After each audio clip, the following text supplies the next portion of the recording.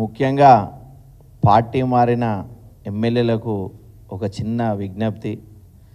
మీరు గమనించి చూస్తురో లేదో, మీరు ఇటు పనికి రాకుండా పోయారు, అటు పనికి రాకుండా పోయారు. ఎందుకంటే గౌరవ మంత్రివర్యులే చెప్తున్నారు, ఇంకా ఆయన బీఆర్ఎస్ అంటాను. మీరేమో ప్రజల అభివృద్ధిని, అంటే మా నియోజకవర్గ అభివృద్ధిని కాపాడడానికే పోయినాము అని చెప్పి చెప్తున్నారు. ముఖ్యంగా గాంధీ గారికి, దాన నాగేందర్ గారికి ఒకసారి పత్రికా ముఖంగా, అంటే వాళ్ళకి తెలుసో తెలియదో, తెలిసి తప్పు చేసిరో తెలియక తప్పు చేసిరో కానీ మరొక్కసారి చెప్తున్నా, మీరు ఒక్కసారి గమనించండి.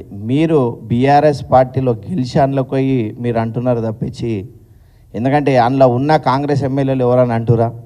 వాళ్ళకి తెలుసు ఏదో గాలికి గెలిచినాం, నెక్స్ట్ టైం మేము రాము, ఎట్లయినా కేసీఆర్ గారే వస్తారంటని.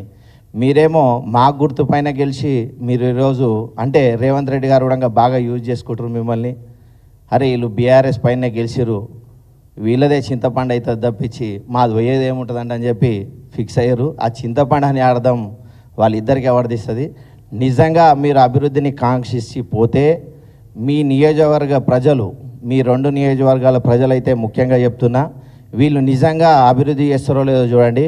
5 years తర్వాత నిజంగా అభివృద్ధి చేస్తే ఒక నాణ్యానికి 2 వైపులా, అంటే ఒకవైపు దానం నాగేందర్ గారిది, ఇంకోవైపు గాంధీ గారిది బొమ్మలేసి ఆ చెల్లిన రూపాయి కింద వీళ్ళను పరిగణించాలి. లేకుంటే వీళ్ళు సంపాదించుకొని పోయిరా, వీళ్ళే కూలగొట్టకుండా చూసుకోవడానికి పోయిరా? మరొక్కసారి తెలంగాణ ప్రజలు గమనిస్తున్నారు.